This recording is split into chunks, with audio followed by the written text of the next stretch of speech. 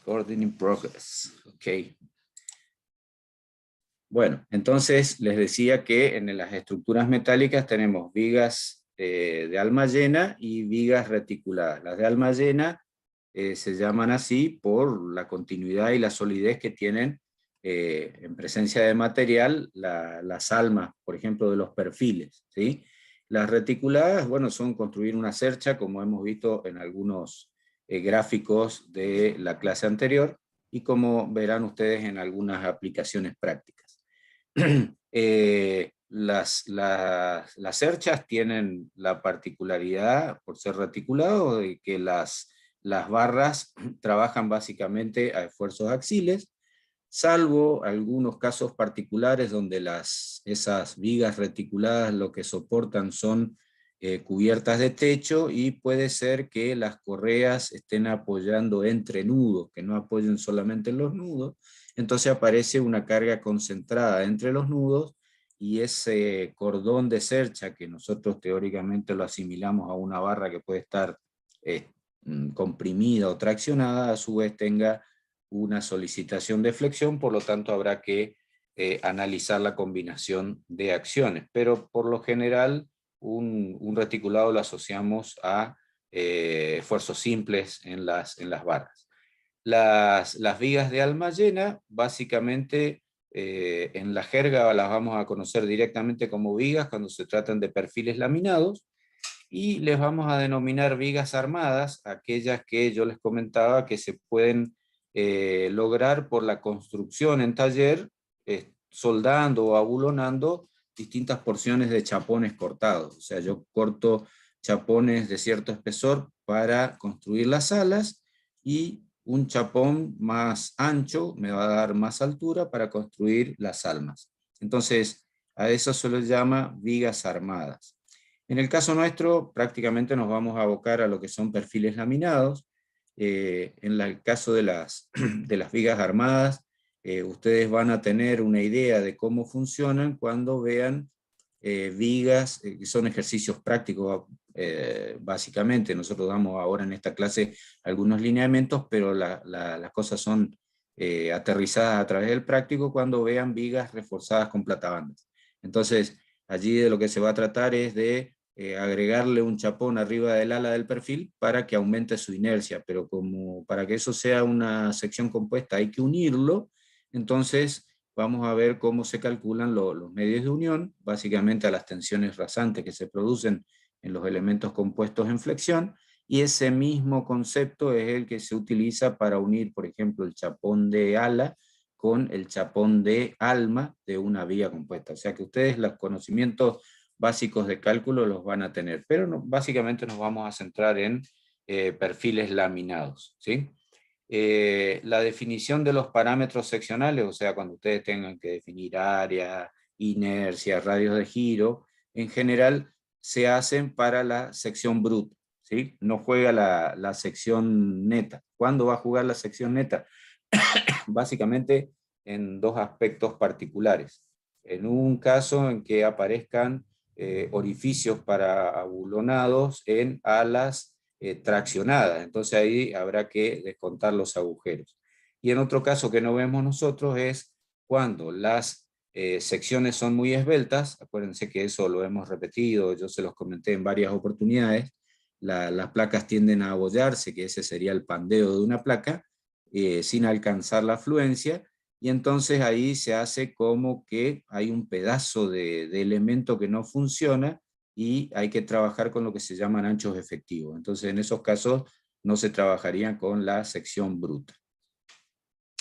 Lo que vamos a ver es los distintos estados límites que se producen para la acción del momento flector, y en principio vamos a empezar hablando directamente de lo que es flexión simple. Ustedes ven acá en este gráfico que, para ejemplificar que vamos a trabajar primero con flexión simple para dar los conceptos básicos, estamos trabajando con una sección que tiene un solo eje de simetría como el perfil U, y que por lo tanto tiene el centro de corte desfasado del baricentro. En estos casos, solamente cuando a través de algún dispositivo que agreguemos aquí, podemos hacer que la carga pase por el centro de corte, y de esa manera únicamente podemos considerar que esta pieza está sometida a flexión simple. Es todo lo que quiere indicar este esquemita que tenemos en este caso. Entonces, cuando una pieza trabaja a flexión, vamos a tener una serie de estados límites que verificar. Los estados límites son siempre, asócienlos a distintas posibilidades de falla, ¿sí? Entonces, vamos a tener tres tipos de estados límites o tres tipos de orígenes de los estados límites. Por el momento flector propiamente dicho, vamos a tener 4 estados límites: plastificación, pandeo lateral torsional, y 2 estados que corresponden a fenómenos locales que tienen que ver con el abollamiento que escapa a nuestro alcance de la materia, que serían el pandeo local, o sea, la deformación o abollamiento del ala, y la deformación o abollamiento del alma del perfil. Por el esfuerzo de corte podemos alcanzar la plastificación del alma o nuevamente un fenómeno local que es el pandeo local del alma. Y después tenemos por introducción de cargas concentradas, ¿sí? Allí lo que se nos plantea básicamente es una serie de estados límites que tienen en cuenta básicamente fenómenos locales. Flexión local, aplastamiento del alma, pandeo local del alma, etc. Están referidos aquí, pero no los vamos a abordar nosotros. De todas maneras, la reglamentación da los procedimientos necesarios a aplicar como para hacer las verificaciones correspondientes.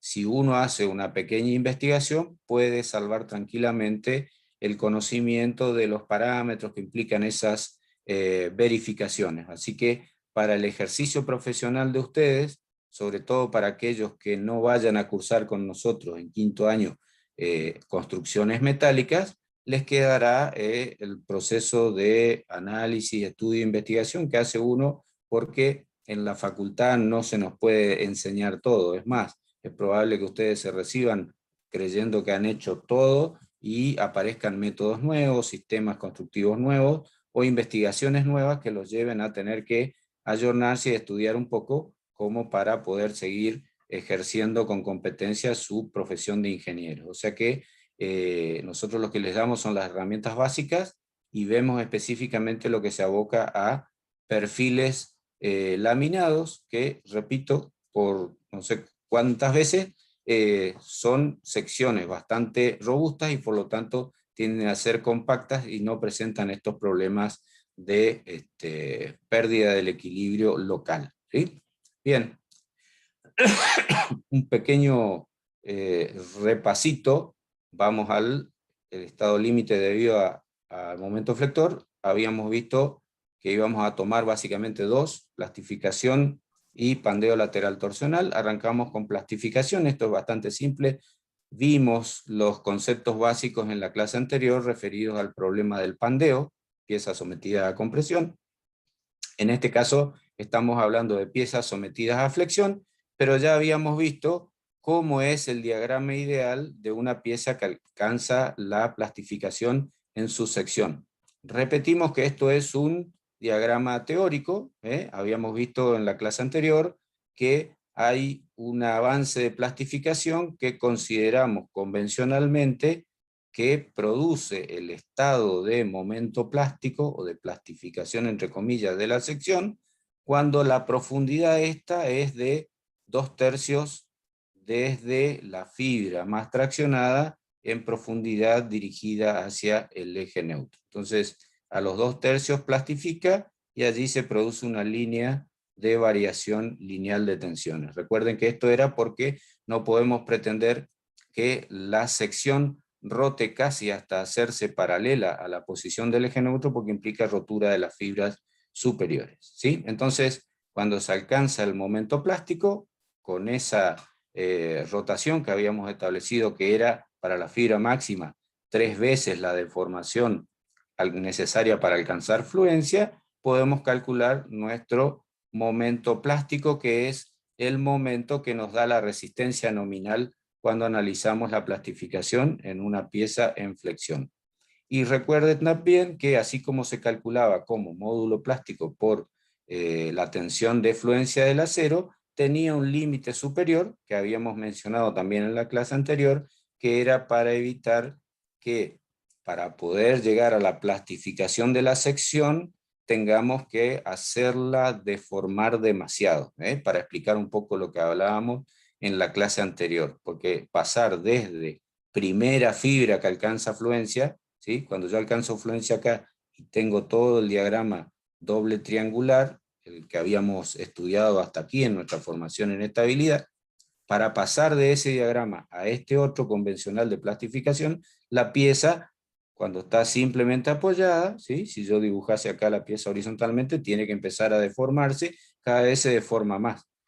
Para limitar esa deformación, porque puede inducir a deformaciones plásticas bajo cargas de servicio, entonces se limita a un 50% por encima del momento elástico. Entonces esto lo vimos en la clase anterior y esa es la forma de calcular.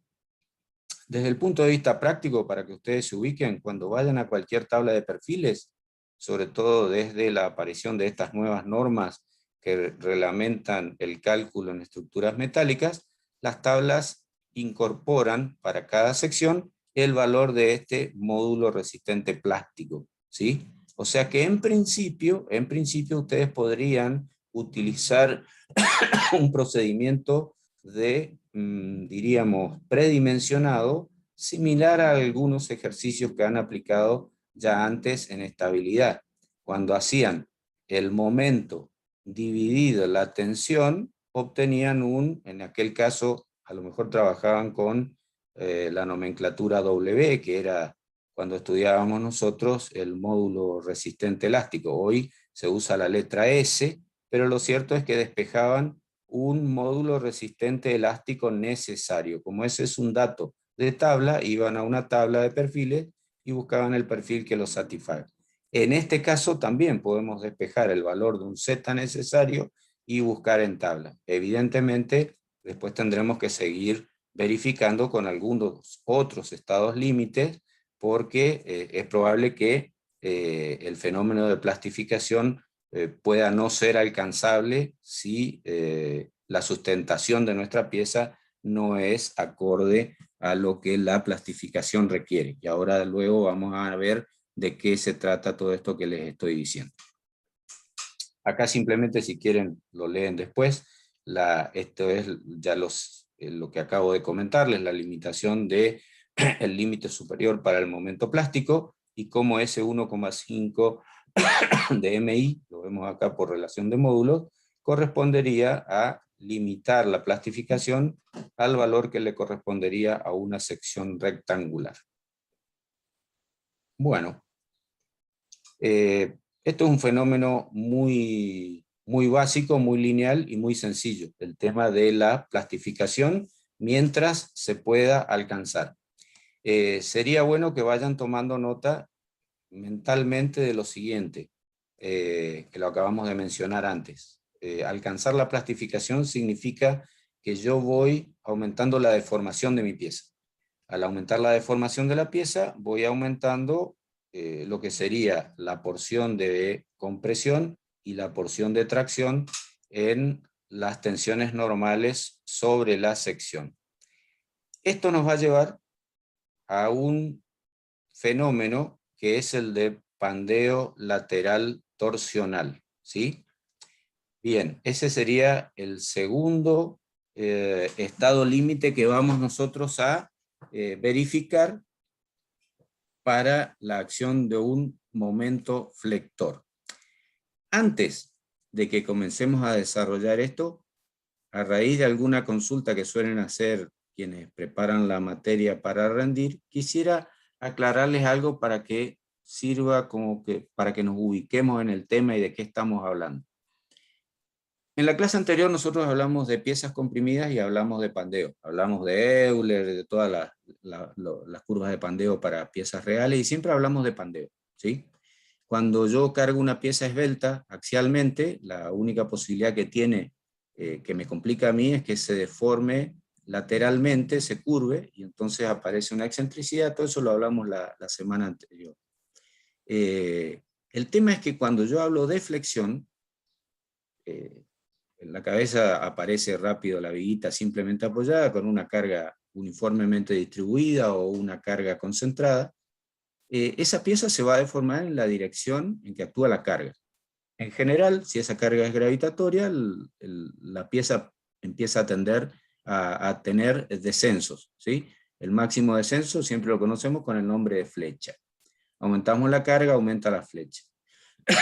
El problema es que, piensen ustedes, vuelvo un poquito arriba a este diagrama, piensen que esta zona comprimida, adopto de entrada la idea de que la porción superior es comprimida porque, no sé, siempre me sale muy derecho de que la pieza está trabajando a cargas gravitatorias. Entonces, se comprimen las fibras superiores, se traccionan las fibras inferiores. Pero, independientemente de que esto sea así, lo que me preocupa es cuál de las dos porciones es la comprimida. Cuando aparece esta porción de sección comprimida, entre comillas, piensen ustedes en que esa porción de sección es como una columna, un pedazo de columna, ¿sí? Entonces, como columna puede tender a tener problemas de pandeo. En el caso de flexión, cuando esta sección rectangular, en vez de descender solamente, ¿sí? Descender y tener flechas, porque acá se está comprimiendo, puede tener la posibilidad de deformarse lateralmente, ¿sí? Entonces allí estamos en presencia de pandeo. Y como el fenómeno principal que estoy estudiando es la flexión, que se produce en el plano en el cual actúa el momento, el pandeo es transversal a ese plano de acción del momento y por lo tanto allí aparece la denominación de pandeo lateral torsional. Con esta introducción que les di, lo que quiero que les vaya quedando claro es que una pieza comprimida sufre pandeo y una pieza flexionada lo que sufre son descensos. Ahora, cuando tiene, como en este dibujito de la sección rectangular, un eje con una gran inercia y otro eje principal transversal con una inercia muy chiquita, si la flexión trabaja sobre el eje de mayor inercia, puede ser que al aumentar la compresión en la zona comprimida, tienda a querer deformarse lateralmente y aparece el fenómeno de pandeo lateral torsional. ¿Se comprende aproximadamente la diferencia entre las dos situaciones? Sí, se comprende, Inge. Sí, profe. Bueno, bien, perfecto. Entonces, esto que trata de aclarar, y trata de aclarar el hecho de que en compresión nosotros no verificamos ningún tipo de pandeo lateral, porque la única posibilidad que tiene de haber pandeo es justamente el lateral, entre comillas. Acá el problema es que lo mencionamos específicamente porque la deformación que nos preocupa, que es la de pandeo, se produce cuando mi fenómeno de solicitación principal es la flexión. Bien, acá tenemos un dibujo en vista, o sea, es la típica viga apoyada sobre, simplemente apoyada sobre dos apoyos extremos. Cuando aparecen las cargas, aparece esta deformación. En este corte transversal, esta es la posición original de la viga, ¿sí? El perfil, y cuando aparecen las cargas, desciende porque se producen las deformaciones propias de la flexión. Cuando las tensiones van creciendo, ¿sí?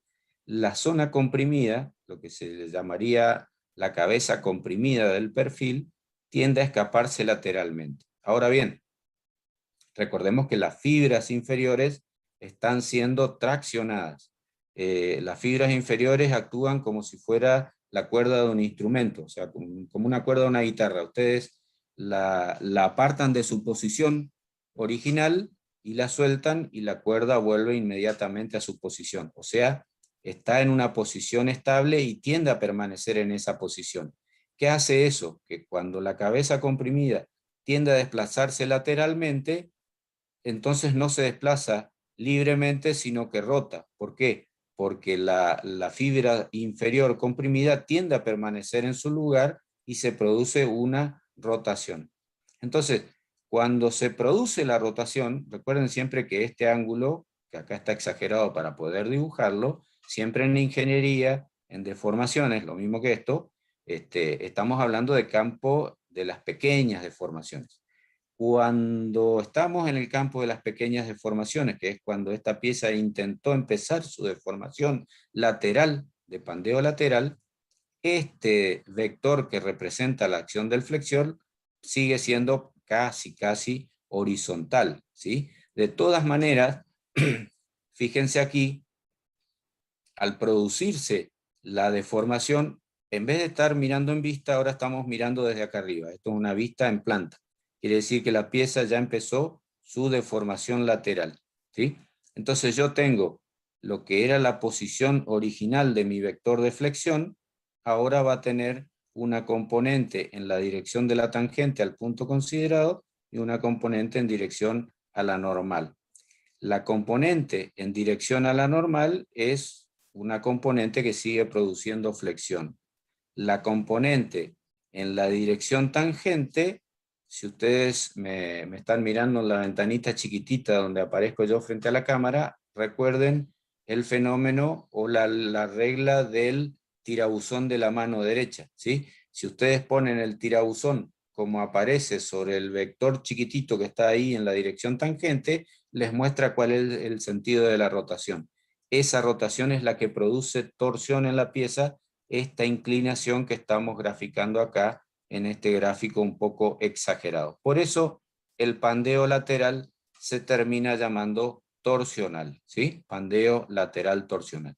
Ese es el fenómeno que produce la acción de un momento flector sobre la pieza que hemos dimensionado. Entonces, ¿qué es lo que nos corresponde a nosotros verificar? Yo puedo verificar o predimensionar de una manera directa sacando un módulo plástico necesario, pero recuerden ustedes que para que se alcance el valor del módulo plástico, la pieza tiene que ser capaz de desarrollar la plastificación. Si se deforma antes de alcanzar a plastificar, como está pasando acá en este dibujo, quiere decir que el estado límite, que es crítico para la pieza, no es la plastificación, sino el pandeo lateral torsional. ¿Se entiende eso?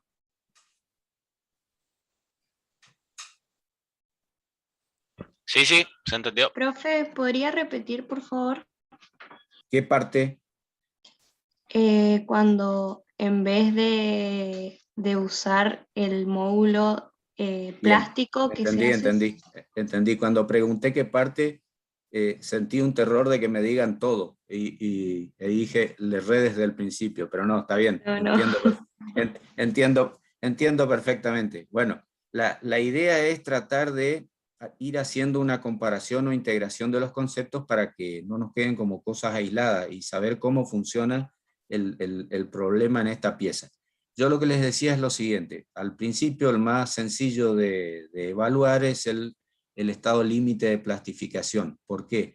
Porque implica que ahí solo es un problema flexional. O sea, lo único que a mí me interesa es qué momento flector puede o desarrolla la pieza como resistencia de diseño cuando alcanza la plastificación. Eso ustedes lo hacen planteando en base a un momento requerido, ¿qué módulo necesitaría, qué módulo plástico necesitaría mi pieza para resistir ese momento solicitante? Y de ahí adoptan un perfil. Lo que yo les acabo de decir es que eso soluciona el problema en tanto y en cuanto la pieza pueda llegar a plastificarse.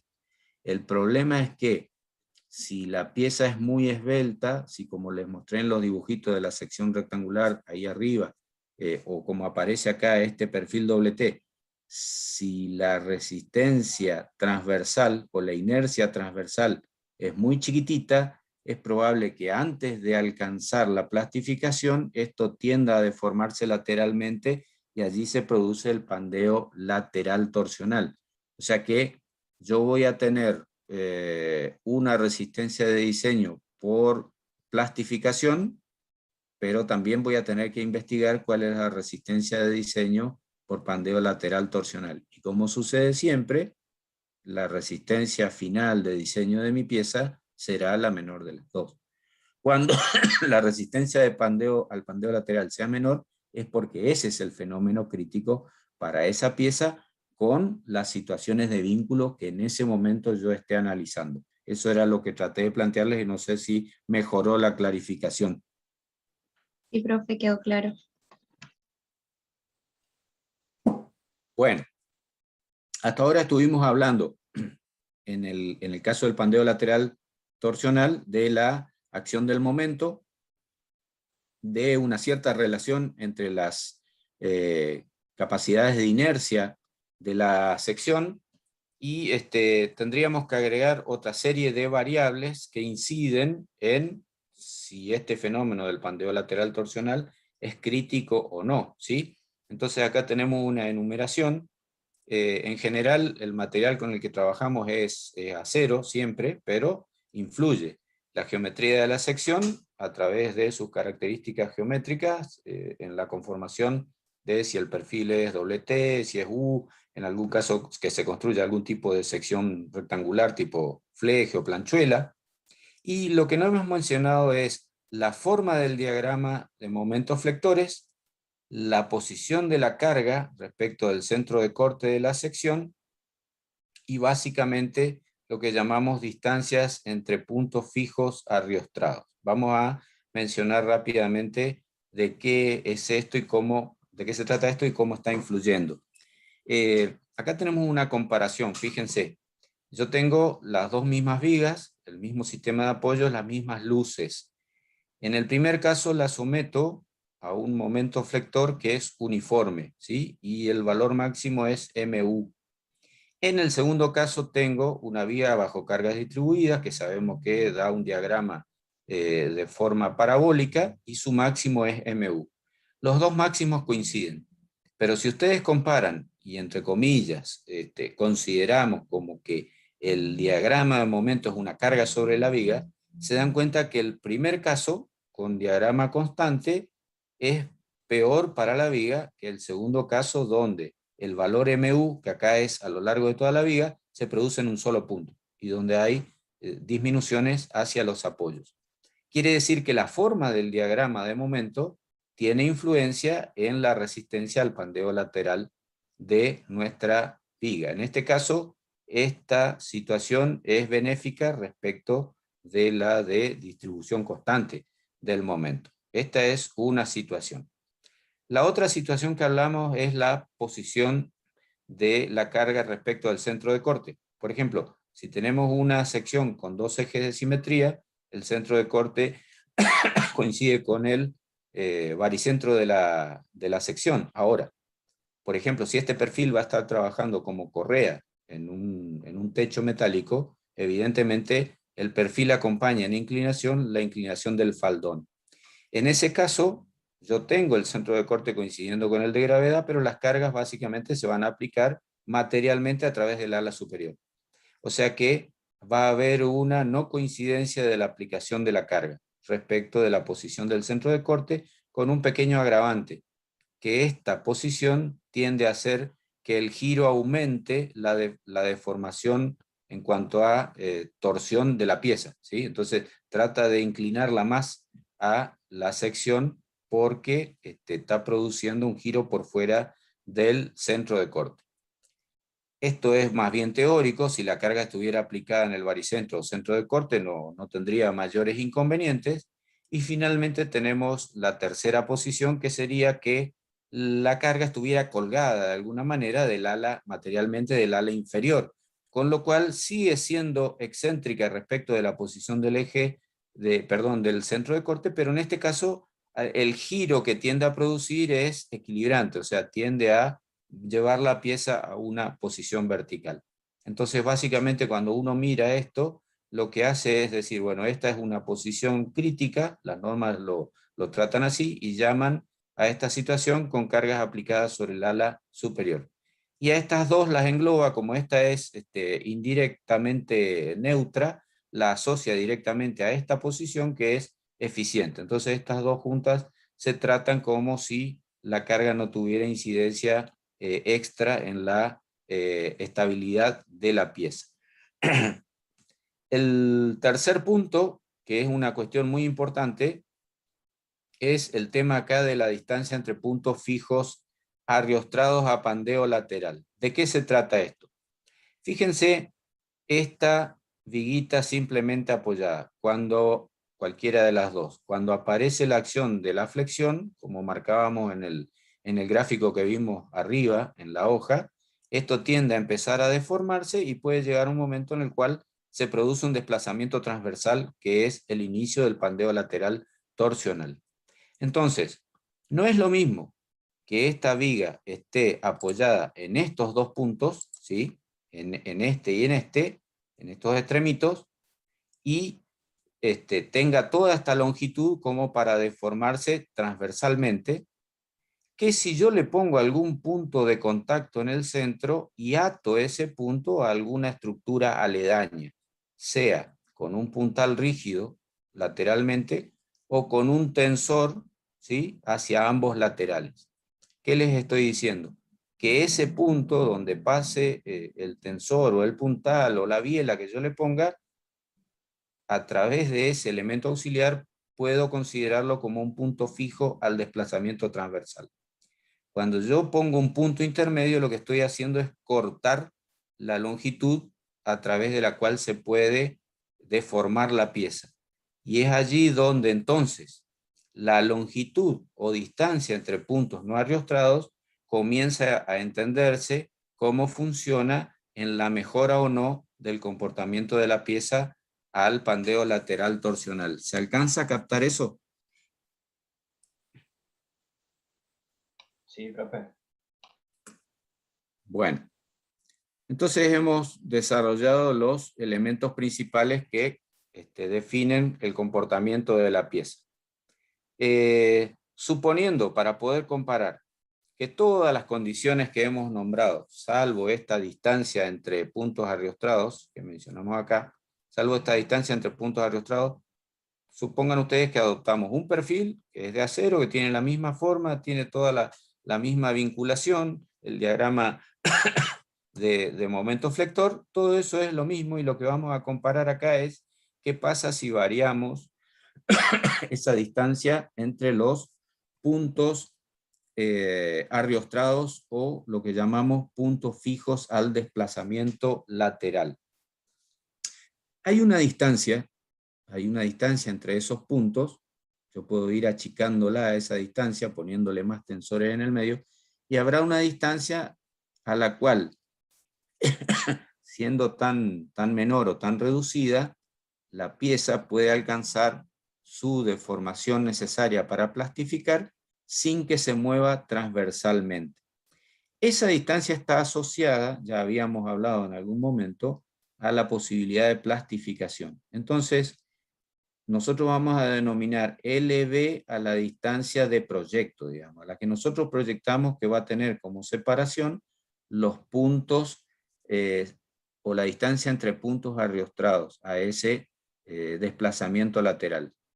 LB puede ser directamente la luz de la viga, si es que nosotros no tenemos proyectado ningún arriostramiento intermedio. Entonces, pero si LB es menor que esa distancia necesaria para plastificar, entonces yo estoy en condiciones de que la pieza alcance la plastificación y el momento o resistencia nominal será el momento plástico. ¿Se entiende eso?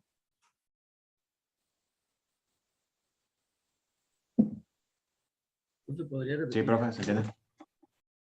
Bueno, repito para alguien que dijo que podría repetir.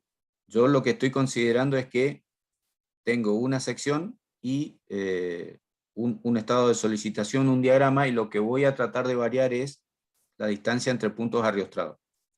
Si esa distancia es pequeña, cuanto más chica sea, más fácil resulta el hecho de que el pandeo lateral torsional no sea un problema, ¿sí? Porque eso es lo que estoy tratando de evitar. Cuando logro eso, la pieza va a llegar a plastificar. Por lo tanto, cuando esa distancia entre puntos arriostrados, que recién estuve diciendo pequeña sin darle una medida, porque eso depende de cada sección, pero cuando esa sea suficientemente pequeña, va a ser menor que la longitud máxima para plastificación. Este dato, longitud de plastificación, es una propiedad para cada sección. Tal es así que les aparece también en las tablas de perfiles. O sea, un determinado perfil, por ejemplo, un doble T de 100, ustedes buscan y a lo mejor les dice que la distancia máxima es 120 centímetros. Estoy volaseando porque realmente mi memoria no me alcanza para saber la tabla.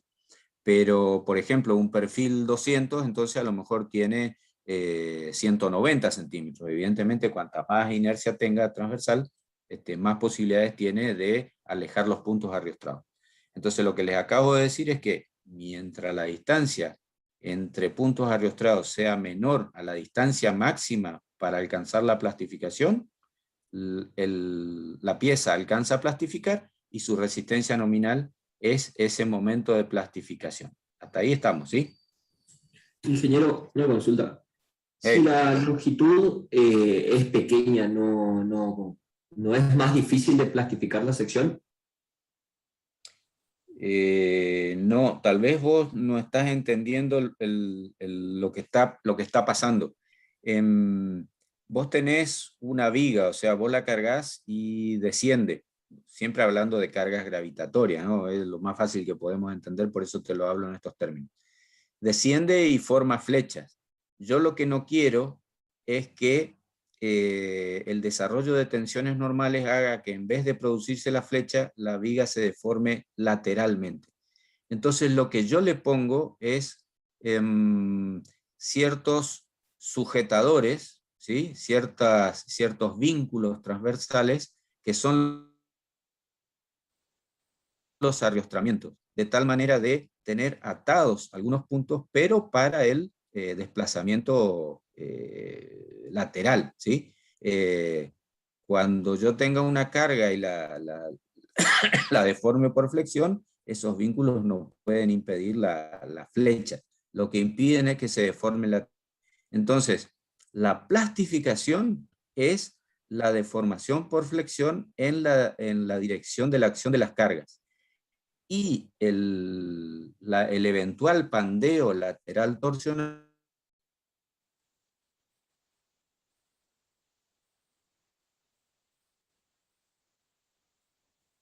un poco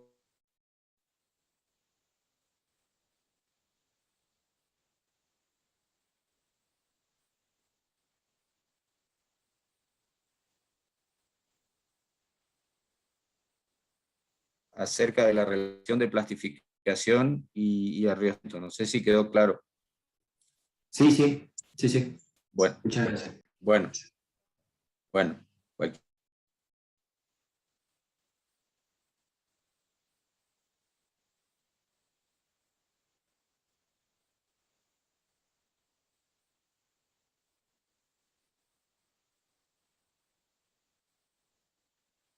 Algunos arrostramientos o la longitud de mi viga sea menor, entonces la pieza alcanza a plastificar. Simplicidad al otro extremo.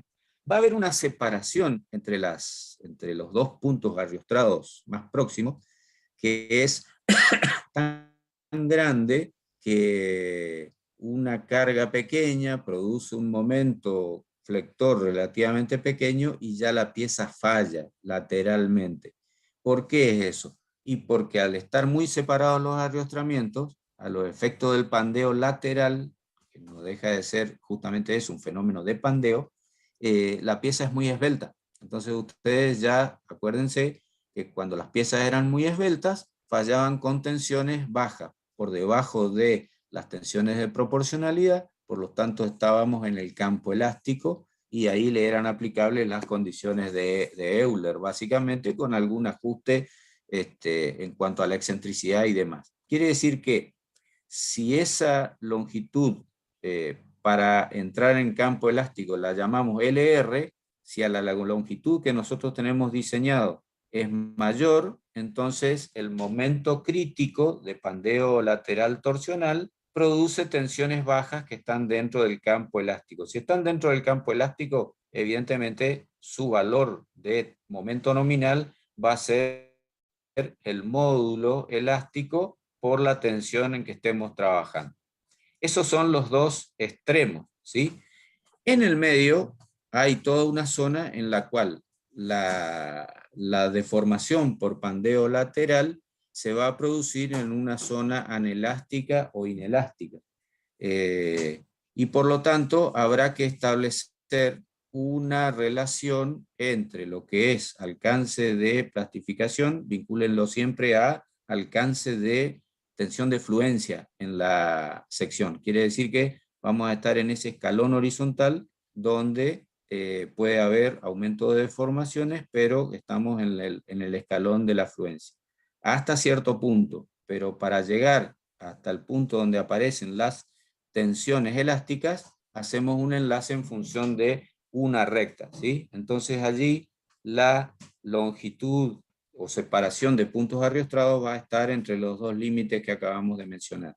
La longitud de plastificación y la longitud límite para el comienzo del pandeo lateral, el campo elástico. Bien, todo lo que estuvimos hablando es a partir de la flexión, en el caso este de pandeo lateral torsional, pero analizando qué le pasa a la pieza con algo que es pandeo en un sentido transversal a la acción de la flexión. O sea que si yo les digo, si tengo que construir un gráfico que verifique o presente el comportamiento de las piezas frente a este fenómeno de pandeo lateral torsional, a ustedes creo que les va a aparecer en la cabeza la idea de que tendría que ser un gráfico similar a alguno de los que ya hemos visto en el caso del análisis de pandeo. Y es así, o sea, yo les paso a mostrar un gráfico, ¿sí? Y en principio quiero que se centren en lo que es la curva continua más gruesa. En este caso ven que están representadas las tres zonas que hablamos antes. Ahora vamos a tener en abscisas la longitud no ariostrada, y hasta cierto punto donde tenemos la longitud LP, ¿sí? Vamos a tener la posibilidad de alcanzar fluencia.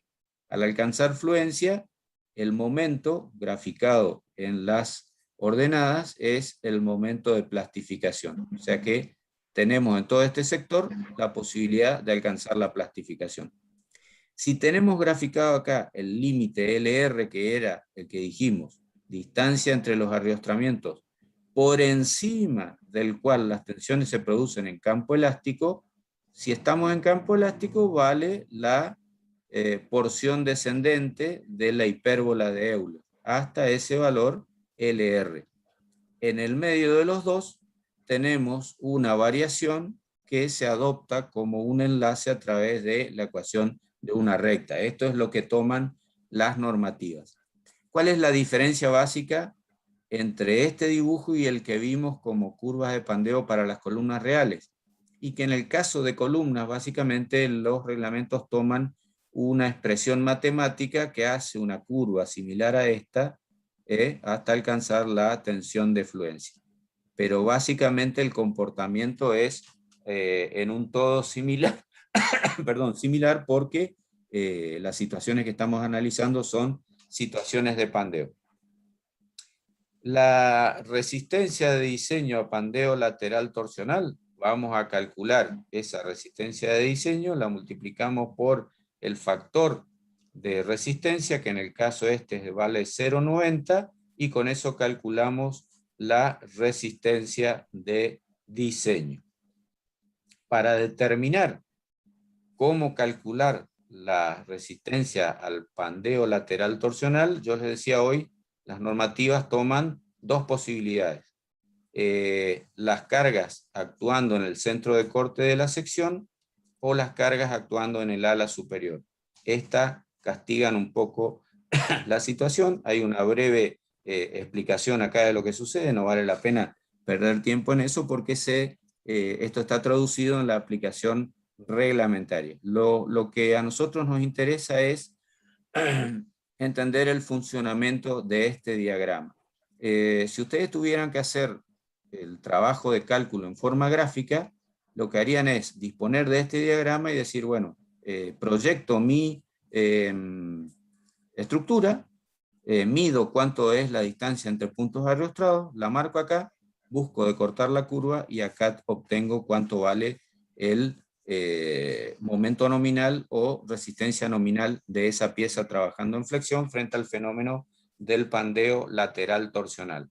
Ahora bien, yo les hago un llamado de atención desde el punto de vista práctico.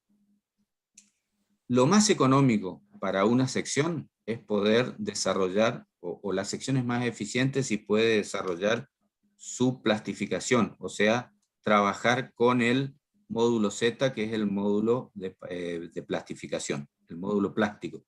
Por lo tanto, a mí lo que me conviene es, si la separación entre mis apoyos es más grande que LB, que está acá, es buscar la forma a través de algún arriostrado que constructivamente es bastante sencillo, es atar, entre comillas, con tensores, algún punto de la viga hacia elementos estables laterales, que pueden ser algún encadenado o algún tipo de estructura auxiliar. De tal manera de que lo que antes era mayor que el EP caiga por debajo del EP y yo pueda subir hasta alcanzar el momento plástico. Esa es una recomendación que la van a encontrar en todos los autores.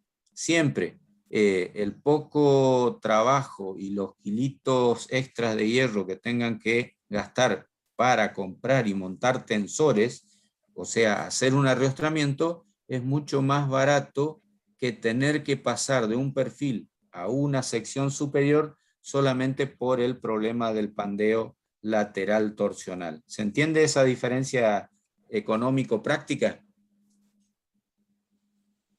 Sí, profe.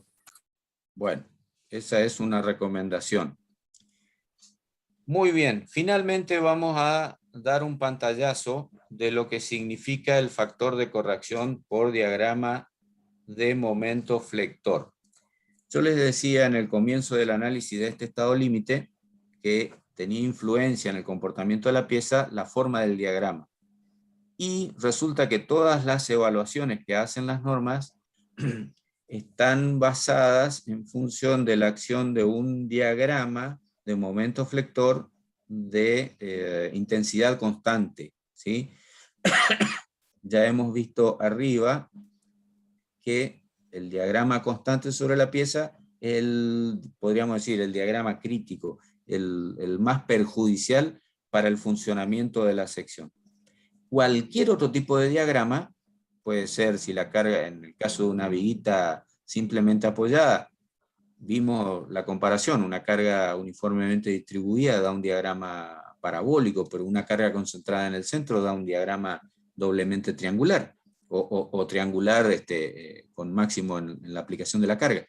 Entonces, ¿qué pasa cuando a mí la norma me da una expresión para obtener la capacidad resistente de la pieza y esa capacidad resistente está evaluada para un diagrama de momento de intensidad constante? Si yo tengo otro tipo de diagrama, yo podría considerar que de alguna manera mi resistencia nominal va a crecer un poco, porque el diagrama no es tan perjudicial. ¿Cómo se pasa entonces a corregir eso? A través de este factor de corrección del diagrama de momento flector, que se denomina C sub B y aparece en las fórmulas reglamentarias que ustedes van a utilizar en la práctica. Hay distintas investigaciones, pero finalmente la norma le da una expresión aproximada a la forma de calcular para distintas situaciones ese factor de corrección C sub B. En la fórmula, voy a tratar de agrandar un poquito la pantalla.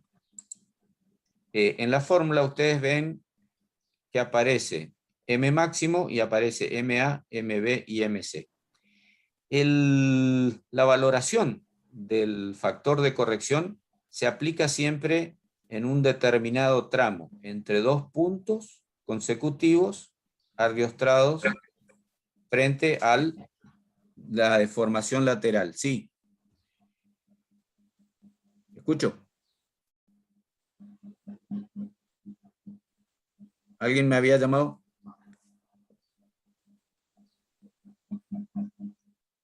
Bueno, sigo entonces. Parece que son ruidos, ¿no? Porque yo estoy escuchando así como entrecortado. Bueno, no, me pareció entender un profe, por eso paré. Pero sigo entonces, ¿sí? Les decía que la valoración del factor se hace para un determinado tramo. el caso más sencillo es, yo no tengo arriostramientos intermedios, entonces el tramo que voy a analizar es la longitud de la viga. En ese caso, yo voy a tener M máximo, yo tendré que hacer mi análisis de carga y construir mis diagramas de momento flector. Entonces voy a tener ubicado el punto y el valor que corresponde al momento máximo, y tendré los puntos A, B y C, que son 1/4, 2/4 o mitad, y 3/4 de la luz del tramo considerado, ¿sí? A, B y C son 1/4, el centro y 3/4 del tramo considerado. Si yo estoy en el caso de la más sencillo, la viguita simplemente apoyada con mi carga uniformemente distribuida, evidentemente M máximo está en el centro, va a ser igual a MB, que es el momento en el centro del tramo, y MA va a ser igual a MC por simetría. O sea que yo le pongo los valores que calculé de mi diagrama, reemplazo en esta fórmula y calculo el valor de C sub B.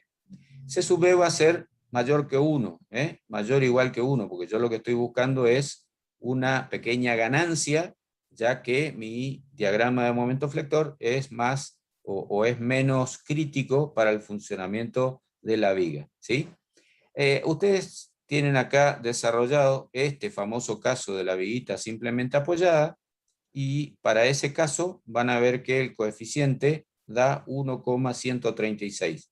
¿Esto qué quiere decir? Que aproximadamente un 14% de mejora van a tener aplicando correctamente este coeficiente o este factor de corrección por diagrama de momento flector. Como esto es una mejora, ¿sí? El reglamento les dice que conservadoramente cualquiera está habilitado a adoptar C sub B igual a 1. ¿Qué quiere decir? Que ustedes conservadoramente pueden no aprovechar la mejora que les propone el uso del reglamento, el uso del factor, ¿sí? ¿Por qué? Y porque se quedan en la condición en la cual la pieza resiste un poco menos de lo que realmente resistiría. O sea que como límite inferior se les permite tomar C sub B igual a 1. En este caso les planteo dos alternativas respecto del cálculo del factor de corrección de momento.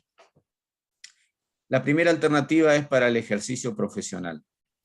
Supónganse ustedes que para hacer una verificación rápida consideran C sub B igual a 1, ¿sí? Y hacen una verificación rápida. Resulta que ustedes a lo mejor tienen actuando un momento flector de 108 kN/m, y cuando verifican la resistencia de diseño utilizando C sub B igual a 1 llegan a 100 kN/m. Entonces evidentemente se van a dar cuenta rápido que si calculan el factor C sub B es probable que puedan superar en la resistencia de diseño a la resistencia requerida. Y como redimensionar la pieza significa gastar más plata comprando más kilos de acero, en este caso sin necesidad, lo que van a hacer es calcular el C sub B y tratar de solucionar el problema. Por supuesto que si su pieza resiste 100 y la requerida es 150, por más que le pongan C sub B no van a llegar. Pero en estos casos lo van a pensar, digamos, cuando están cerca, y van a aplicar el cálculo de C sub B. Lo que les quiero decir es que ser conservador no siempre es lo correcto, y aparte, como decimos siempre, una vez que uno está en el ejercicio profesional, está sentado en su estudio, en su mesa de trabajo, y tiene el tiempo como para plantear alternativas y obtener una solución que sea más eficiente. Así que empleen el tiempo, calculen C sub B y resuelvan el problema. La otra alternativa que les quiero plantear es la alternativa académica que nos cae a nosotros mientras estamos estudiando. Y esa alternativa académica quiere decir que si yo les doy o alguien les da un ejercicio, sea en un parcial, sea en un final, lo que sea, y se les pide que utilicen el cálculo del factor, ustedes no pueden poner que como el reglamento los habilita a tomar C sub B igual a 1, adoptan C sub B igual a 1 y se evitan el cálculo. Porque en este momento ustedes están aprendiendo y nosotros estamos evaluando. O sea que si se les pide, tienen que cumplir la consigna. ¿Está entendido? Sí, se entendió. Sí, profe. Bueno, perfecto. El evaluar las longitudes no arriostradas límites es volver a hablar de lo mismo. O sea, LP obtenemos la posibilidad de plastificar. Acá no le den mucha bolilla, LPD es una distancia menor que LP, pero se aplica únicamente cuando ustedes van a aplicar un método de análisis plástico. O sea, tienen que permitir la formación de rótulas. Eso implica entonces que las distancias entre arrojamientos aún sean menor. LR es la que corresponde al límite de validez de las expresiones elásticas, ¿sí? Bien. A ver si puedo achicar un poquitito. Ahí está. Bueno, hasta acá es lo que vimos por estados límites por momento flector, y me gustaría extenderme un cachitito más al esfuerzo de corte y después hacer un descansito, ¿sí? Cuando analizamos ahora qué pasa con los estados límites por aplicación del esfuerzo de corte, básicamente nosotros vamos a tener que analizar el valor de las tensiones de corte en nuestra pieza. Esas tensiones de corte, normalmente, esta es otra nomenclatura, no sé si ustedes la usaban, pero es la misma fórmula de Collignon de siempre. Nada más que antes el esfuerzo de corte era Q, acá lo llamamos B para representar la letra que usa la normativa. Q es el momento estático, y abajo tenemos la inercia y el ancho B, eso se mantiene igual. O sea que evaluamos con Collignon lo que es la distribución de tensiones de corte en nuestra pieza. En el caso más tradicional de secciones con alas, ustedes ya saben que, les muestro este dibujito, cuando ustedes empiezan a hacer el análisis de la tensión de corte en las fibras exteriores, la tensión rasante es 0, y a medida que van avanzando hacia el eje neutro, nos lo muestra la fórmula de Collignon, se hacen máximas justamente en el eje neutro. En una sección con alas, lo que sucede es que al pasar de este espesor del ala, se produce la disminución abrupta del valor de B que aparece en el denominador. O sea, B acá es el ancho del ala, y por debajo del espesor, B es el espesor del alma. O sea que se produce lo que acá estamos graficando, que es un salto de la tensión de corte. Quiere decir que en este tipo de secciones, lo que se hace es despreciar estas puntitas de tensiones que son muy bajas, y esta curvatura tratar de resolverla con un promedio, y entonces lo que hacemos es directamente considerar que el alma es la que toma todo el corte, y en ella se desarrolla aproximadamente lo que llamamos una tensión media, ¿sí? Que es el esfuerzo de corte en la sección sobre el área resistente del alma. De esta manera va a trabajar este tipo de secciones, ¿sí? Bien, si ustedes van de nuevo a un gráfico de tensiones críticas para el fenómeno de estabilidad lateral del alma, el alma va a trabajar como una chapa que se abolla frente a la aparición de tensiones de corte. No me pidan muchas más explicaciones porque nosotros, repito, no analizamos pandeo de placas en este curso. Tenemos que utilizar algunos resultados de esos análisis como para analizar la estabilidad de esas placas. Pero siempre estamos hablando, antes eran tensiones normales, ahora son tensiones de corte las que pueden llegar a producir el pandeo de ese elemento que es el alma, ¿sí? Ya las calculamos arriba, las tensiones de corte, ahora las comparamos con la propiedad de las relaciones de esbeltez que pueda tener el alma, considerando esbeltez la relación entre su altura y su espesor. Cuanto más alta sea la viga para el mismo espesor, cada vez es más esbelta su alma. Tal es así que para ciertas esbelteces por encima de lambda R, ¿sí?, que sería el LR que vimos para el caso del pandeo lateral torsional, por encima de lambda R se consideran vigas de alma esbelta, y esa implica una teoría especial que nosotros la vamos viendo en la materia de quinto año. Nosotros nos vamos a quedar en la parte baja del diagrama, donde las piezas son bastante robustas, pero finalmente van a ver que el diagrama que se conforma tiene la misma forma que es pariente de todos los otros diagramas, en los cuales el concepto básico es el funcionamiento del pandeve, en este caso que es el abollamiento de una placa. O sea, hay una zona en la cual las placas son robustas, pueden alcanzar la plastificación frente a la acción del corte. Por el otro lado, hay toda una zona de placas muy esbeltas donde van a fallar con tensiones por debajo del límite de proporcionalidad, por lo tanto, en el campo elástico vale la hipérbola de Euler.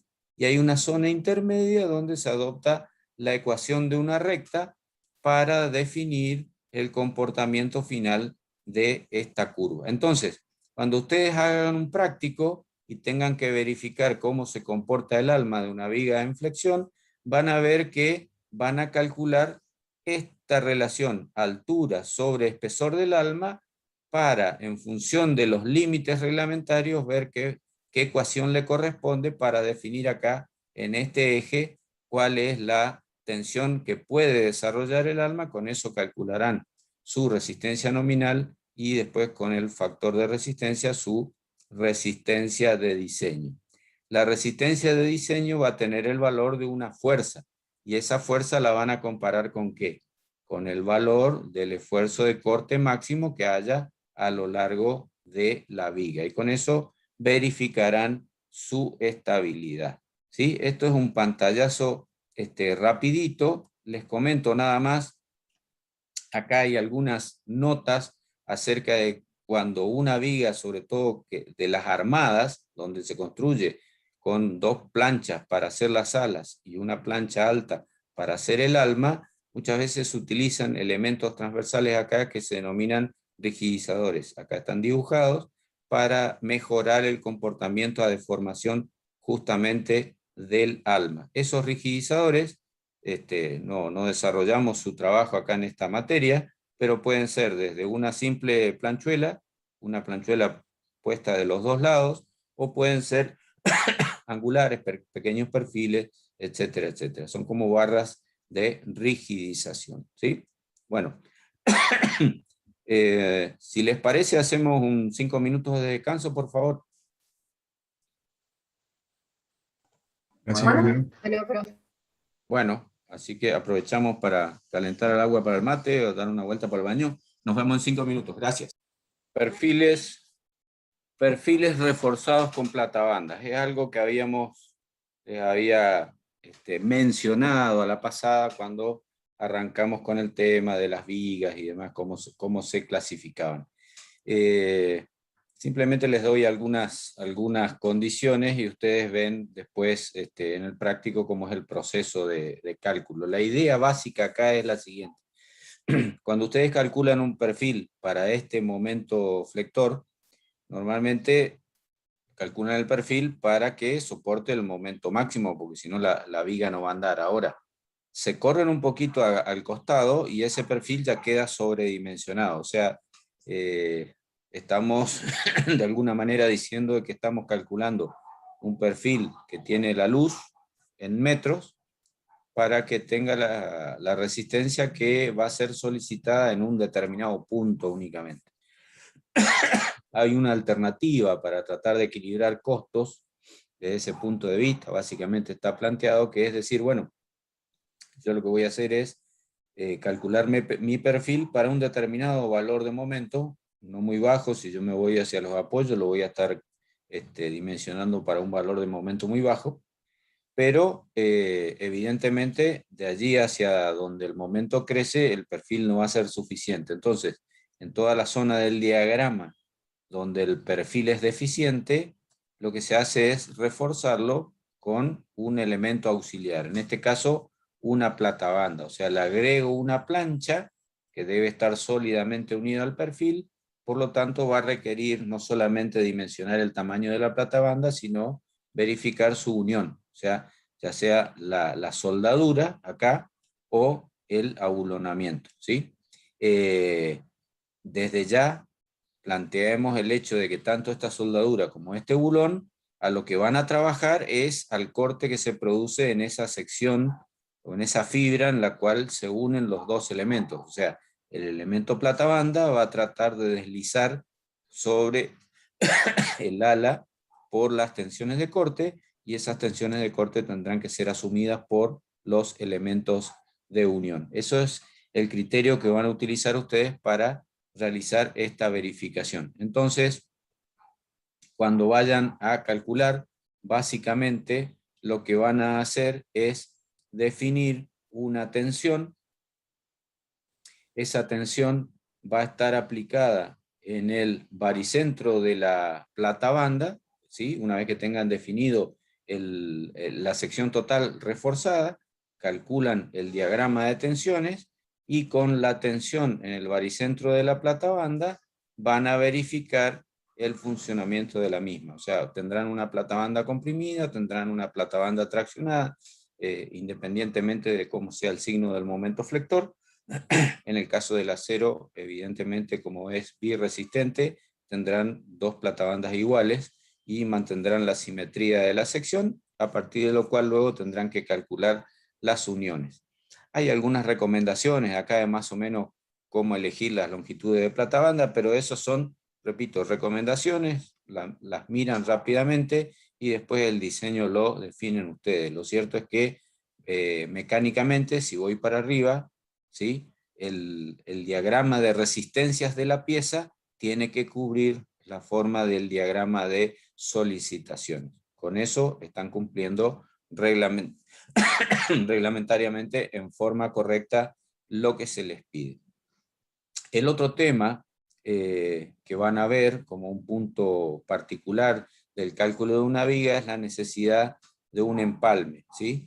Un empalme es unir dos trozos de un elemento y unirlo mecánicamente de manera que tenga como mínimo la misma eficiencia que cualquiera de los dos trozos que se han unido. Entonces, esto se aplica o cuando se quiere aprovechar en determinado momento algún tipo de recorte. Por ejemplo, si vamos a suponer que hay que hacer vigas de 8 metros, y ustedes saben que por posibilidades de transporte sobre un semirremolque, las barras metálicas, perfiles laminados, se pueden repartir en secciones de 12 metros. O sea que si ustedes compran 12 metros, van a tener que cortar un tramo de 4.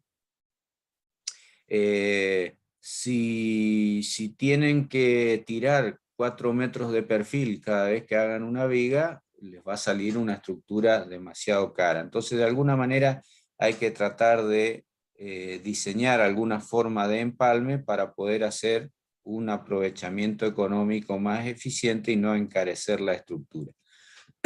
Lo cierto es que siempre aparece la posibilidad de empalmar una viga o un elemento trabajando a flexión. Las condiciones básicas que hay que considerar son las siguientes. No es lógico pensar un empalme ubicado en zonas de solicitación máxima. Un empalme es un punto conflictivo de la estructura. Entonces, en una viga simplemente apoyada, yo no lo voy a poner en el centro de la luz porque allí es donde tengo el momento máximo. Y también trataré de evitar que sea junto al apoyo porque tengo el esfuerzo de corte máximo. Es por eso que los empalmes tienden, como un redondeo conceptual, a pensarse en posiciones de aproximadamente L sobre 4, L sobre 5, o sea, en los cuartos iniciales, en los quintos iniciales de la luz. Otra cosa que deben tener presente es que para realizar los empalmes, en el caso de utilizar uniones soldadas, se podría pensar en un ejemplo que van a dar en el empalme, que es el de la construcción de lo que se llama una unión universal. Esa unión universal va a tope, significa que ustedes enfrentan las dos puntas de la viga que van a construir, y es como que, entre comillas, rellenan con soldadura toda la sección. O sea, construyen con lo que habíamos denominado al comienzo como cordones a tope de soldadura, una sección. Si las secciones o las uniones son abulonadas, ya evidentemente ese tipo de solución no va a funcionar y se utiliza lo que son empalmes con el uso de cubrejuntas, que son elementos auxiliares que se ponen lateralmente a las almas y por arriba y por debajo de las alas y se abulonan. Esta solución también es apta para ejecutar con uniones soldadas. Entonces, en vez de hacer una unión con soldadura a tope, puedo seguir haciendo una unión con cubrejuntas de alma y de ala soldadas, ¿sí? La idea es que las solicitaciones con las cuales voy a manejarme para los elementos del empalme, inicialmente son las que corresponden a la sección donde está el empalme. Pero con una recomendación. Yo no puedo plantear un punto de la estructura donde haya una relación de rigideces muy diferente. ¿A qué me refiero? Si de pronto yo tengo un empalme diseñado en donde el momento flector es muy bajo, es probable que lo que esté calculando me dé pocos bulones chicos, cordones de soldadura chiquitos, y entonces ese punto del empalme, frente a lo que es la resistencia de la viga, tiene muy poca resistencia. Si bien ustedes me van a decir, pero está solicitada a una o a un par de solicitaciones, momento y corte, también más chico, correcto, pero la norma nos permite o nos exige que mantengamos un mínimo de relación. Entonces, en la práctica esto ¿a qué se reduce? A que independientemente de que ustedes calculen las solicitaciones que corresponden en el lugar donde van a construir el empalme, si el momento flector, por ejemplo, está por debajo de la mitad del momento flector máximo, entonces el empalme se debe calcular con un valor de 50% del momento solicitante. No bajar de ahí, porque si no la unión pierde rigidez frente a la viga y se plantea la existencia de un punto conflictivo extra. La otra situación que hay que tener en cuenta es que conviene mucho que ese punto donde va a estar el empalme sea un punto con no desplazabilidad transversal, o sea que de alguna manera diseñe yo algún tipo de arriostramiento como los que mencionamos en el análisis del pandeo lateral torsional para evitar que ese punto del empalme sea un punto que se desplace transversalmente. Lo debo tener atado, ¿sí? En cuanto a cómo diseñar el empalme, yo les comenté que para el caso de utilizar elementos auxiliares, yo voy a utilizar cubrejuntas de alma y en el caso de las alas, las cubrejuntas les damos el nombre particular de platabandas. Entonces, cuando usamos cubrejuntas y platabandas, yo tengo que saber qué parte de las solicitaciones en la sección del empalme me van a tomar las alas y qué parte me van a tomar el alma, ¿sí? Porque con esa incidencia de las solicitaciones tendré que dimensionar las correspondientes platabandas y las correspondientes cubrejuntas. Entonces, si hacemos el planteo muy sencillo de analizar, iniciar el análisis pensando qué parte del momento flector van a tomar las alas, yo puedo decir que en las alas, en función del diagrama de tensiones normales que tenga desarrollado, puedo calcular una tensión en el baricentro de las alas, que sería una tensión media que va a estar tomando cada una de ellas, y es válido considerarla una tensión media por el poco espesor que tiene el ala frente a la altura de la pieza. Entonces, esa tensión media, por relación de triángulos yo la calculo, si la multiplico por el área del ala, ¿sí? Me da una carga, que es la carga N sobre el ala. Si esta es una viga simplemente apoyada con cargas gravitatorias, será una carga de compresión. En el ala inferior tendré una carga de tracción, entre las dos conforman una cupla, esa cupla me produce un momento. Entonces, ese momento que pueden desarrollar las alas es lo que van a tomar como resistencia. Lo que exceda de allí tendrá que caer al alma y ser resistido por el alma. Entonces, geométricamente se puede hacer el planteo, van a ver acá una serie de reemplazos algebraicos nada más, y llegamos a la conclusión de que se puede establecer que el momento que toman las alas, debido a las transformaciones que hacemos, el momento que toman las alas, acá no dice malas, lo que dice es momento de las alas, no quedó muy atractivo, pero bueno, disculpen, es momento en las alas. Ese momento en las alas finalmente va a ser el momento máximo multiplicado por una relación de inercias. ¿Qué es relación de inercias? La inercia de las alas dividido la inercia del perfil. En definitiva, el porcentaje de inercia que representen las alas respecto de la sección es lo que va a tomar el ala como porcentaje del momento solicitante. O sea que entre alas y alma, si ustedes hacen la misma transformación algebraica, llegan a la misma relación. O sea, de estas relaciones se parte para tomar la distribución de momentos entre alas y alma.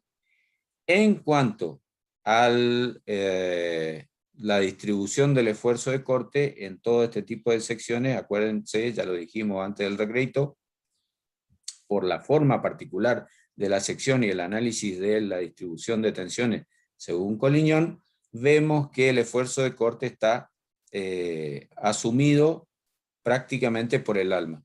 O sea que en cada sección el alma tomará todo el esfuerzo de corte y una proporción del momento flector en función de la relación de inercias. Y las alas tomarán una proporción del momento flector en relación a su propia relación de inercias también. O sea que de esa manera van a hacer el cálculo. Como verán, acá yo había puesto recreo para no extenderme, pero evidentemente ya en la primera parte me extendí un poco. Como nos están quedando unos 15 o 20 minutos, voy a dar un par de datos y después vamos a ir cortando la clase para que tengan un descansito antes de los que sigan cursando Hormigón 1. De todas maneras, hay algunos puntos acá que son más bien descriptivos, ¿sí? En este tercer punto comenzamos a analizar qué sucede con lo que nosotros llamamos flexión oblicua y normalmente el reglamento plantea como flexión disimétrica, ¿sí? La flexión oblicua nosotros aprendimos a calcularla como momento en X sobre el módulo X más momento en Y sobre el módulo Y. Si yo tengo que llevar esto a comparar como lo hacemos nosotros a la tensión de fluencia, ¿sí?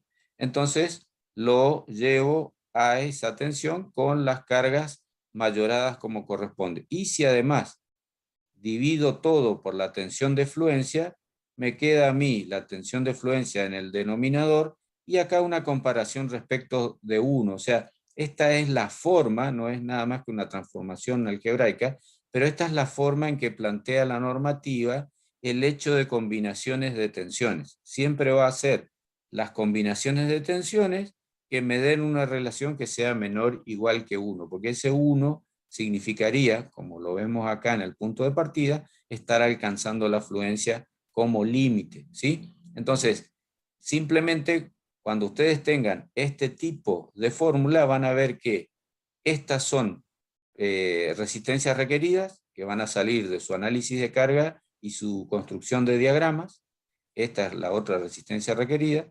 Y acá abajo tienen propiedades de la sección, ¿sí? Entonces, iterativamente se puede resolver el problema adoptando un perfil, obteniendo su módulo y haciendo la suma correspondiente y que sea esto menor o igual que 1. Si es más que 1, tendré que agrandar el perfil de tal manera que las propiedades que van en el denominador también se agranden para ir achicando esta relación. Por supuesto que cuando se trate de los conceptos que utiliza el reglamento, vamos a tener cargas mayoradas y vamos a tener resistencias de diseño. Entonces, las cargas mayoradas seguirán con la misma nomenclatura pero las resistencias de diseño se aplican como un factor de resistencia por la resistencia nominal en el eje que estemos analizando. Esto es nada más que un comentario. Pasamos un poquito de largo y sí quisiera hacer un pequeño comentario acerca de las deformaciones. Recuerden ustedes que en el planteo inicial de la materia, lo habrán vuelto a ver en Hormigón 1, los estados límites pueden ser últimos o de servicio, y en el caso de los estados límites de servicio, están relacionados a la prestación de utilidad de la estructura, no a su colapso. Entonces, básicamente lo asociamos a condiciones de deformación. Yo les hablé también de que una forma de que la estructura pierda su capacidad de uso cómodo es que al utilizarla se produzcan vibraciones. Otra forma de afectar el fenómeno o la prestación del servicio.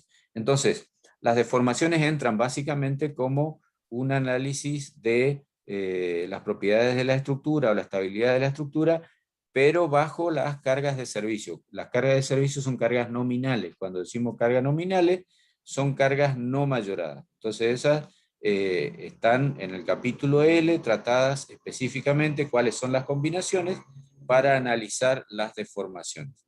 Lo que a mí me interesa clarificar, porque siempre hay problema, es con este término que está coloreado en amarillo. Cuando ustedes tienen una viga que está soportando una carga, evidentemente esa viga va a sufrir una deformación. La deformación máxima de esa viga la llamamos flecha, ¿sí? Frente al análisis de carga que yo hago, puedo prever por cálculo, porque es un cálculo elástico, voy a cualquier tablita donde me dan las flechas para distintos estados de carga y calculo cuál va a ser el descenso máximo o flecha para esa situación de carga. Muchas veces la limitación de la flecha, o normalmente la limitación de la flecha, es una condición de proyecto o de reglamento. El reglamento a mí normalmente me establece una deformación máxima en función de la luz y me dice, por ejemplo, que no puede descender más de L sobre 250. ¿Sí? Esa es una condición reglamentaria. Ahora ustedes pueden estar en presencia de un proyecto más crítico donde les dicen, no, yo necesito controlar más esa deformación. O sea que necesito que no pase de L sobre 300 o L sobre 350 o L sobre 400. Esas son condiciones que pueden venir de proyecto o que ustedes necesiten adoptar porque lo que va a pasar arriba de esa viga es algo que no admite mayores deformaciones. ¿A qué viene toda esta introducción?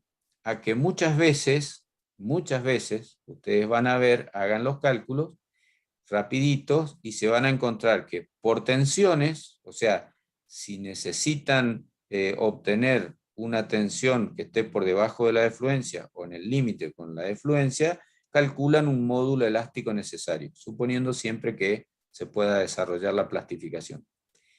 Y el perfil que les da ese módulo que acaban de calcular, generalmente es un perfil más chico que el que van a necesitar para satisfacer una condición de deformación.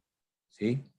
Para que se entienda, calculan el módulo plástico y les da, por ejemplo, un perfil 200. Y resulta que calculan la inercia necesaria para resistir una deformación límite de L sobre 250 y les da un perfil 240. Entonces tienen que adoptar un perfil 240. ¿Cuál es la otra posibilidad? Que usen el concepto que se denomina contraflecha. Contraflecha es un concepto constructivo. Es algo que ustedes diseñan y hacen que se produzca en obra.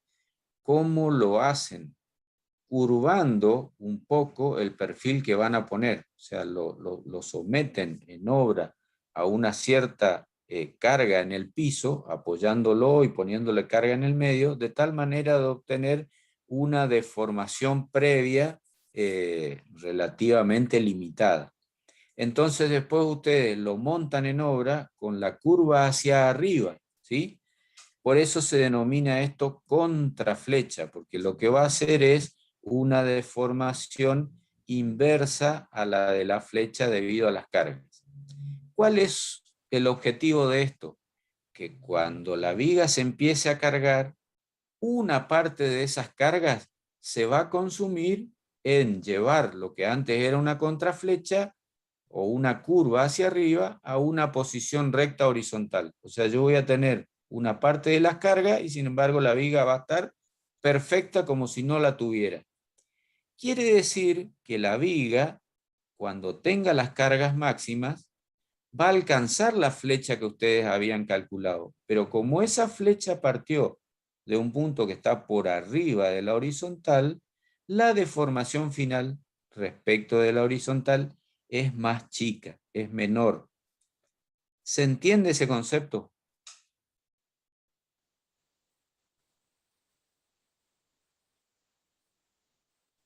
Sí, Nicolás. profe, se entendió. Bueno, lo que más, después si quieren me vuelven a consultar, pero lo más claro que yo quiero que ustedes tengan es que el término contraflecha es algo que ustedes definen, ¿sí?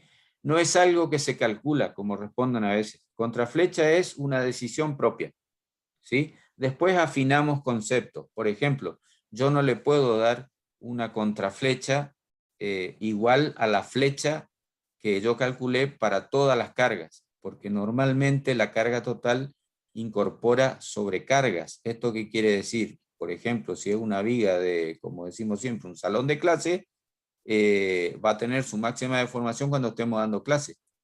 Pero si nos vamos todos los que estamos dando clase, entonces le estoy quitando carga y la viga va a quedar deformada para arriba. Entonces, normalmente las contraflechas son una porción de la flecha y generalmente están asociadas al descenso que producirían normalmente, repito, las cargas permanentes. O sea que cuando esté con las cargas permanentes, peso propio, bla, bla, bla, normalmente la pieza debería estar en posición horizontal. ¿Eso qué quiere decir? Que cuando agregue sobrecargas, que son una parte muchas veces importante de la carga total, van a tener un descenso extra, pero que no va a ser igual al descenso total que había yo calculado. Eso era lo que quería que les quede claro, ¿sí?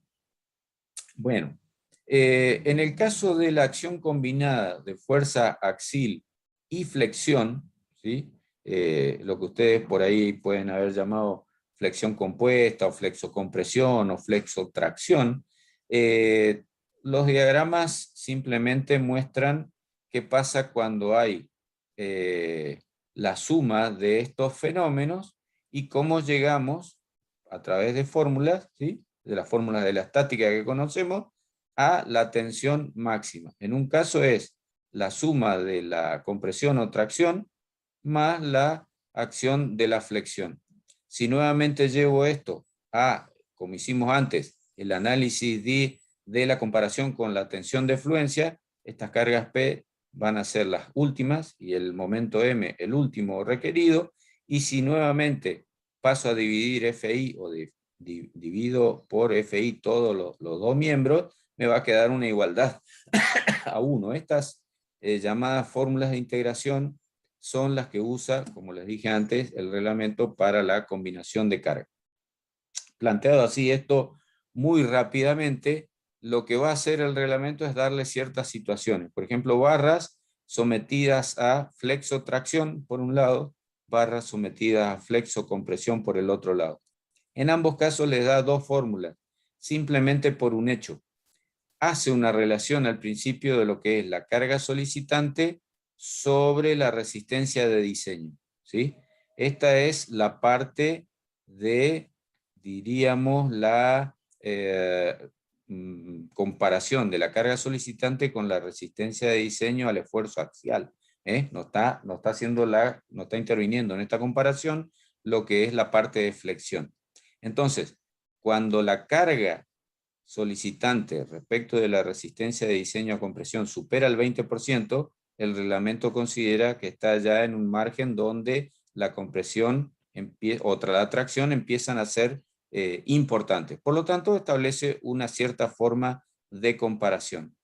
Esa comparación tiene la misma estructura, pero se modifica un poquito cuando la carga está por debajo del 20% de la resistencia de diseño. O sea que la acción axial está un poquito más aliviada. Es la única diferencia y es la única justificación de que aparezcan dos formulitas, ¿sí? Entonces, es la manera de producir esa comparación.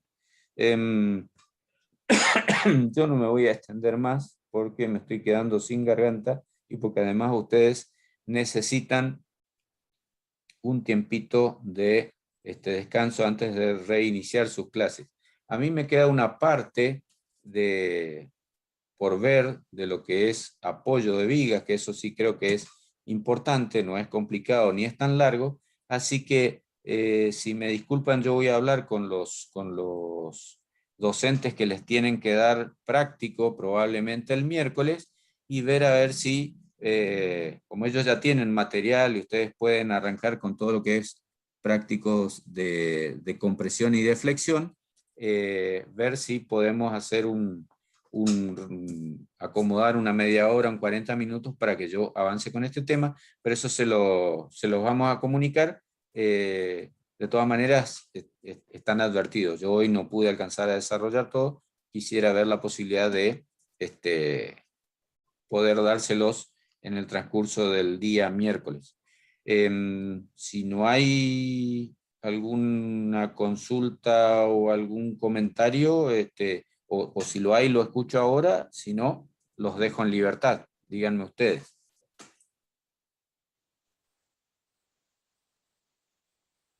De mi parte no, Inge. Bien, hay uno que no tiene problema y 99 sí, ¿cómo es el tema? Gracias, ingeniero. No, profe, no hay drama. Seguimos el miércoles. Listo, listo. Bueno, escuchen